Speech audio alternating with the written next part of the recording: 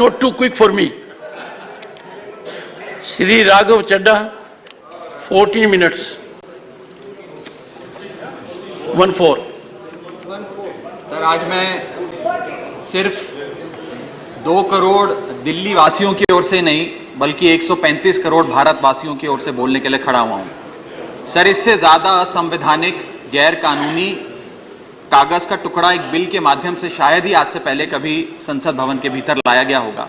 और अपना वक्तव्य शुरू करने से पहले मैं महाभारत के एक अंश का वर्णन करना चाहूंगा जिसे रामधारी सिंह दिनकर ने एक बहुत ही महत्वपूर्ण कविता में लिखकर बताया है, जिसमें भगवान श्री कृष्ण एक शांति दूत बनके पांडवों की ओर से हस्तिनापुर जाते हैं शांति का प्रस्ताव लेकर। कवि लिखते हैं, मैत्री की राह बताने को, सबको सुमार्ग पर लाने को, दुर्योधन को समझाने को, भीषण विध्वंस बचाने को, भगवान हस्तिनापुर आए, पांडव का संदेशा लाए। भगवान कहते हैं, दो न्याय अगर तो आधा दो, पर इसमें भी यदि बाधा हो तो दे दो केवल 5 ग्राम, रखो अपनी धरती तमाम, हम वहीं खुशी से खाएंगे, परिजन पर हंसी ना उड़ाएंगे।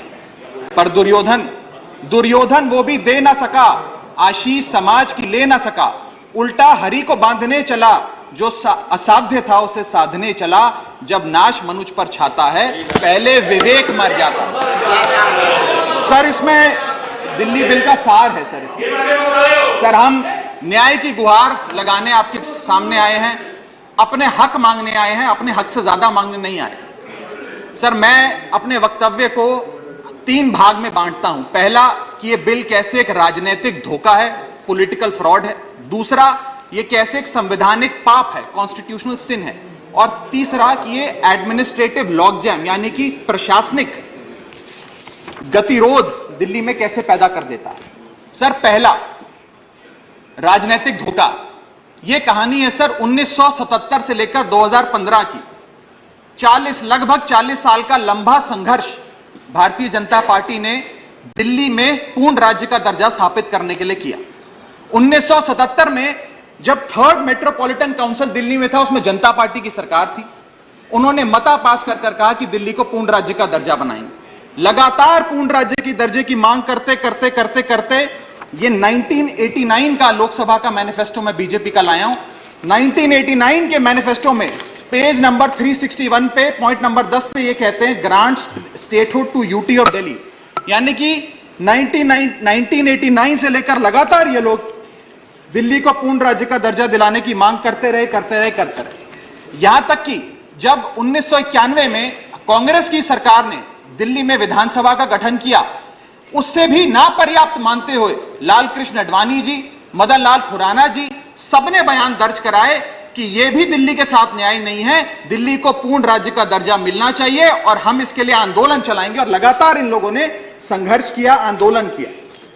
सर, 1999 में फिर अपने मैनिफेस्टो में बीजेपी ने, ये 1999 का मैनिफेस्टो है, ये जारी कर कहा कि हम दिल्ली को पूर्ण राज्य का दर्जा देंगे।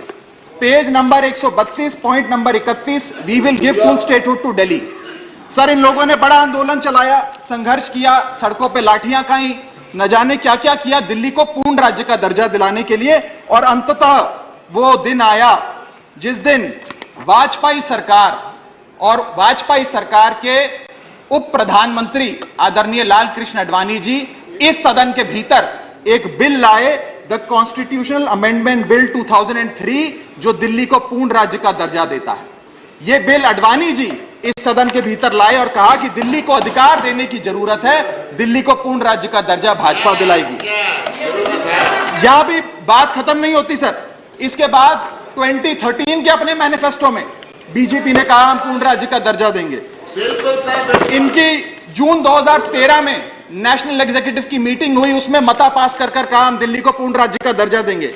यहां तक कि इनके सांसद डॉक्टर हर्षवर्धन ने बयान दिया कि जब आदरणीय नरेंद्र मोदी जी देश के प्रधानमंत्री बनेंगे, हम दिल्ली को पूर्ण राज्य का दर्जा देंगे। ये इन सब ने सर लगातार बातें कही और दिल्ली को पूर्ण राज्य का दर्जा दिलाने की मांग लगातार भारतीय जनता पार्टी दिल्ली वालों के सामने रखती रही। सर, ये बिल सिर्फ संविधान का और लोकतंत्र का अपमान नहीं है, ये बिल लालकृष्ण आडवाणी जी का, अटल बिहारी वाजपेयी जी का, मदन लाल खुराना जी का, सुषमा स्वराज जी का, अरुण जेटली जी का, सबका अपमान करने का और उनके 40 साल के संघर्ष को मिट्टी में मिलाने का काम करता है। सर, मैं माननीय गृह मंत्री जी का बयान लोकसभा में सुन रहा था। उन्होंने कहा कि नेहरू जी ने, पंडित नेहरू ने यह बात रखी थी कि दिल्ली को पूर्ण राज्य का दर्जा नहीं मिलना चाहिए। मैं माननीय गृह मंत्री जी से कहना चाहता हूं, नेहरूवादी मत बनिए, आडवाणीवादी बनिए, वाजपेयीवादी बनिए और दिल्ली को पूर्ण राज्य का दर्जा देने का आज आपके पास ऐतिहासिक मौका है। दिल्ली को पूर्ण राज्य का दर्जा दीजिए। सर, इस बिल को लाने का असल कारण क्या है? यह बिल क्यों लाया गया है? पिछले 25 साल में दिल्ली में 6 बार विधानसभा के चुनाव हुए। 6 के 6 चुनाव भारतीय जनता पार्टी बुरी तरीके से हारी। यहां तक कि 2015 और 20 में आजाद भारत के इतिहास की सबसे बड़े जनादेश की सरकार अरविंद केजरीवाल ने दिल्ली में बनाई। क्योंकि ये पिछले 25 साल चुनाव नहीं जीत पाए और अरविंद केजरीवाल और आम आदमी पार्टी के आने के बाद ये जानते हैं कि अगले 25 साल भी ये लोग चुनाव नहीं जीत पाएंगे, तो सरकार को नष्ट करने का काम कर रहे हैं।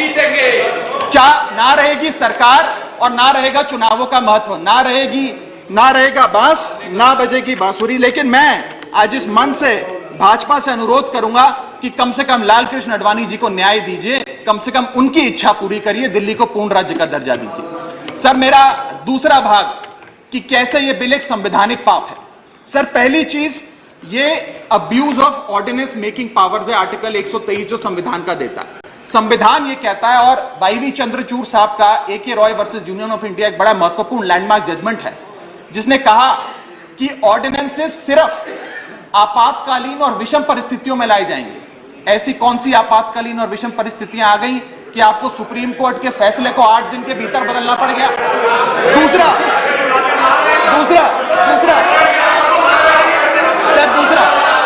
देखिए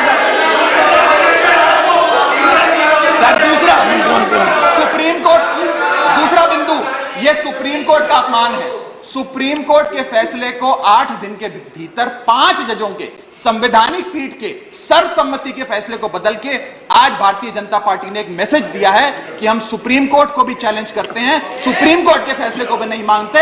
आपको जो ऑर्डर जारी करना है करो, हम चंद दिनों के अंदर ऑर्डिनेंस लाकर उस फैसले को बदल देंगे। They have challenged the majesty of the honourable supreme court. Sir, और मैं आपको यह कहना चाहता हूं कि आजकल जो ऑर्डिनेंस लाने की जो एक फेटिश इस सरकार ने देखी, चाहे वो लैंड एक्विजिशन बिल हो, चाहे वो फार्म बिल हो, चाहे ईडी के डायरेक्टर का एक्सटेंशन हो, जो ये सारी चीजें ऑर्डिनेंसेस के माध्यम से इन्होंने करी थी, इस बिल का हश्र भी वही होगा जो सारे पुराने बिलों का हुआ था।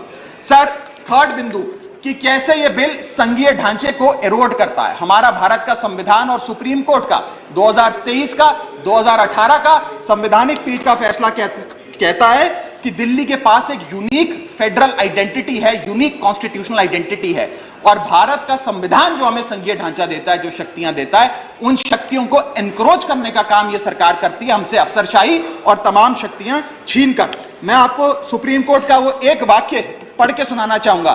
The majority in the 2018 constitution जज bench held that while the NCT of Delhi could not be accorded with the status of a state, the concept of federalism is applicable to Delhi. हम पूर्ण राज्य नहीं है, लेकिन फिर भी राज्य का दर्जा एक संघीय ढांचे के परिप्रेक्ष्य में दिल्ली को मिलता है। उसके बाद सर, इन लोगों ने तो कमाल ही कर दिया।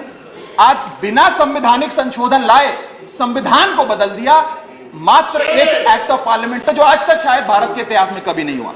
सर, इसके बाद यह बिल पार्लियामेंट्री अंडरमाइन करता है प्रिंसिपल्स ऑफ कलेक्टिव रिस्पांसिबिलिटी को। भारत का संविधान कहता है सर कि परमानेंट एग्जीक्यूटिव और पॉलिटिकल एग्जीक्यूटिव मिलके लेजिस्लेचर के प्रति जवाबदेही होंगे। ये प्रिंसिपल ऑफ कलेक्टिव रिस्पांसिबिलिटी है। इसमें से परमानेंट एग्जीक्यूटिव यानी कि अफसरशाही को छीनकर ये पूरी तरीके से कलेक्टिव रिस्पांसिबिलिटी का प्रिंसिपल, जिसपे सरकारें चलती हैं देश में, उसे ध्वस्त करता है। और आखिरी बिंदु संवैधानिक अपराध का, ये ट्रिपल चेन ऑफ अथॉरिटी को तार तार करता है sir. Triple chain of accountability ये होती है कि अफसरशाही की जवाबदेही मंत्री को, मंत्री की जवाबदेही लेजिस्लेचर को, और लेजिस्लेचर की जवाबदेही जनता को। इसमें से अगर आप अफसरशाही हटा देते हो तो फिर जवाबदेही की जो ये ट्रिपल चेन ऑफ अकाउंटेबिलिटी ध्वस्त हो जाती है।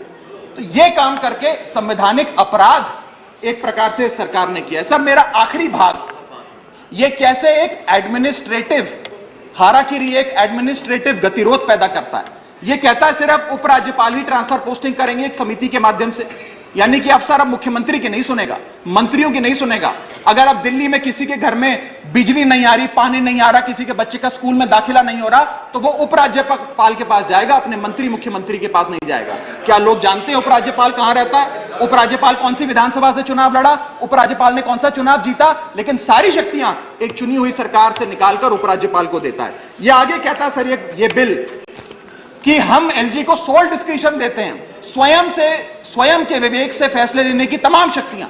आज तक उपराज्यपाल और गवर्नर काउंसिल ऑफ मिनिस्टर्स की एड एंड एडवाइस से बाध्य थे, लेकिन यह बिल उपराज्यपाल को सुपरसीडिंग पावर्स देता है। आगे सर यह बिल जितने भी ब्यूरोक्रेट्स हैं उन्हें एक जुडिशियल अथॉरिटी बना देता है। यह कहता है अफसरशाही तय करेगी कि मंत्री का फैसला सही है कि मंत्री का फैसला गलत है, और अगर अफसर को मंत्री का कोई फैसला पसंद नहीं आया तो अफसर मंत्री का फैसला लागू करने से मना कर सकते हैं। और सर यह बिल अथॉरिटी, कमीशंस और कॉरपोरेशंस बनाने की, तमाम गठन करने की, नियुक्ति करने की शक्तियां सारी की सारी केंद्र सरकार को दे देता है, यानी कि सरकार की चाबी एक प्रकार से केंद्र सरकार को हाथ में पकड़ा देता है। सर माननीय गृह मंत्री जी ने कहा था कि आम आदमी पार्टी एक सुपारी सी जितनी पार्टी है, एक सुपारी जितनी छोटी सी पार्टी है।